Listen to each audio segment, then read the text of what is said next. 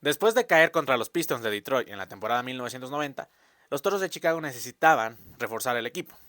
Según el entrenador Phil Jackson, Michael Jordan y el entorno en general, les hacía falta músculo en el juego interior y un sexto hombre que pudiera resolver los partidos desde el banquillo, características que no tenían en el equipo.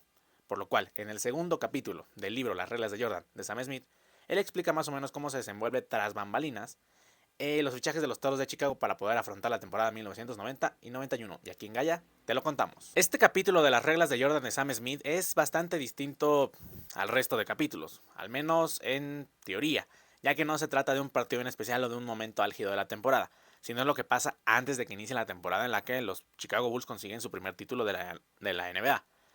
En este capítulo se enfoca en resaltar qué hicieron los Bulls para reforzarse y de qué manera estaban relacionados cuatro figuras. El dueño, Reinsdorf, Jerry Krause, el entrenador Phil Jackson y sobre todo Michael Jordan en la relación con sus compañeros y sus demás jugadores. Vamos a empezar hablando un poco de Jerry Reinsdorf.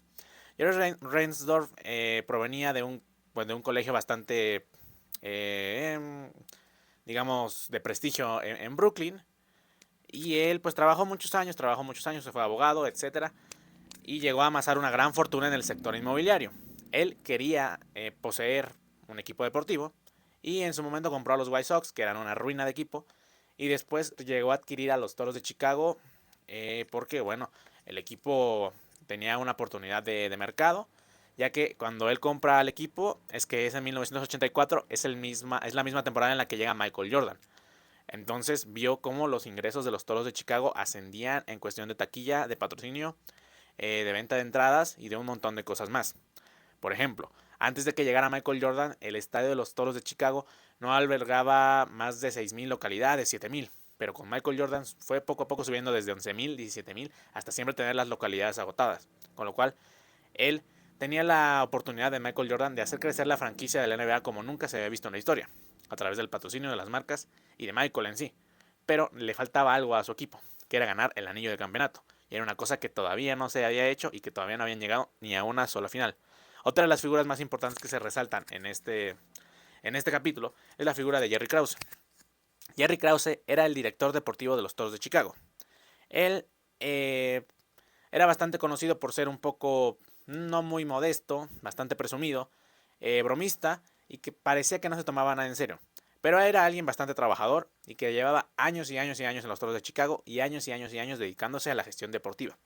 Uno de los logros de Jerry Krause fue que fue limpiando al equipo de jugadores que no le servían a los Toros de Chicago porque habían tenido problemas con drogas o no le ayudaban al funcionamiento del equipo.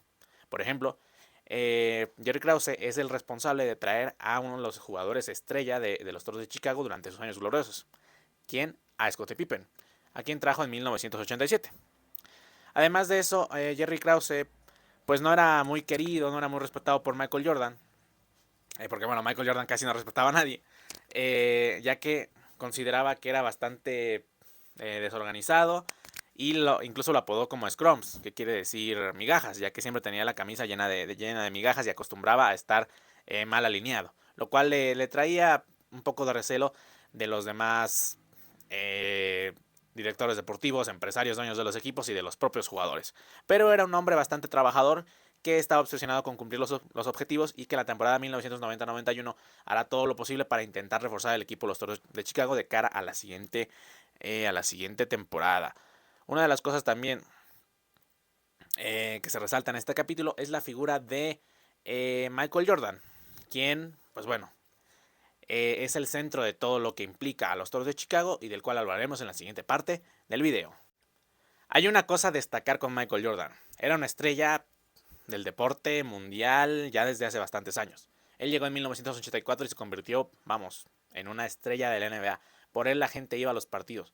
Cuando los Toros de Chicago iban a otra ciudad, la gente quería y pagaba más y las localidades aumentaban para ver a Michael Jordan, para ver a MJ hacer canastas, para ver a MJ hacer jugadas, anotar, etc. La gente quería ver a Michael Jordan. Y bueno, Michael Jordan pues tiene una actitud que puede parecer un poco deplorable, pero se entiende ya que tenía un estatus de estrella bastante consolidada. Se considera que si en los Toros de Chicago no tenías el respeto de Michael Jordan, no ibas a ningún lado. Uno de estos ejemplos es Brad Sellers, un jugador que para Michael Jordan consideraba que era blando. era blando, que no encajaba bien en el equipo y que bueno, recibía bastantes burlas de parte de él, en los entrenamientos no se veía cómodo y el jugador incluso llegó a retirarse después de la temporada 1990-91, pero no solo del equipo, sino en general se retiró de la NBA. Y una de las intenciones que tenía Phil Jackson a partir de que él llega a entrenar a los Toros de Chicago es que Michael Jordan recibiera la pelota en zona de ataque, digamos en la zona de la cancha de básquetbol de la zona de ataque, para que la defensa rival estuviera siguiéndolo de cerca y así dejar despejada la pista despejada y que el base pudiera manejar mejor el balón. Pero Jordan tenía bastantes pleitos o era bastante difícil que se llevara bien con sus compañeros. Tuvo algunos amigos en el equipo que se fueron yendo y digamos que poco a poco se fue quedando algo solo. Otro de los jugadores, por ejemplo, que no apreciaba era Will Perdue, ya que, igual que a este Brad Sellers, consideraba que era bastante blando y que parecía que le daba miedo jugar en la NBA. Incluso lo describía como si fuera un bebé grande al que le dijeron que tenían que jugar, ya que era un jugador que medía más de 2 metros. Además, otra de las cosas que Michael Jordan focalizaba bastante eran los entrenamientos. El respeto y la manera de jugar con Michael era bastante importante, era lo que más importaba, porque se decía que Michael Jordan era tan bueno que en los entrenamientos era imposible planearlos bien, ya que él siempre destacaba demasiado de los demás y Michael Jordan se enfocaba demasiado en sus objetivos individuales. Tanto que, bueno, ganó el MVP varias temporadas, novato del año, All-Star Game, máximo anotador 5 temporadas consecutivas, máximo anotador ya de All-Star Game, de la temporada regular, de playoffs, etc. Y, pues bueno, olvidaba un poco el juego en equipo.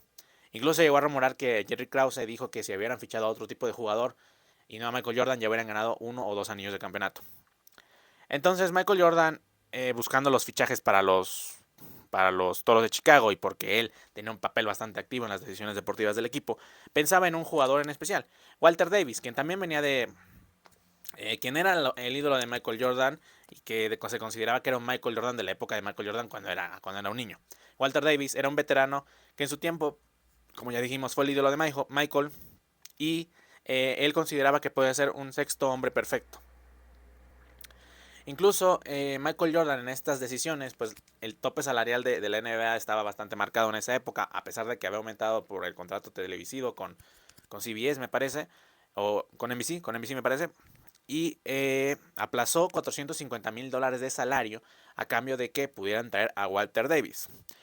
Y además de eso, el autor habla de que el equipo de los Toros de Chicago, cuando Michael Jordan llegó, era un equipo con bastantes problemas internos. Michael Jordan dijo que era el mejor equipo con el que había jugado, pero que parecía que no tenían madera de ser campeones. Además, pensaba, incluso llegó a pensar, que el equipo solamente quería sacar su máximo rendimiento y que sentar las bases para un equipo mejor cuando él se retirara, pero que no querían ser campeones.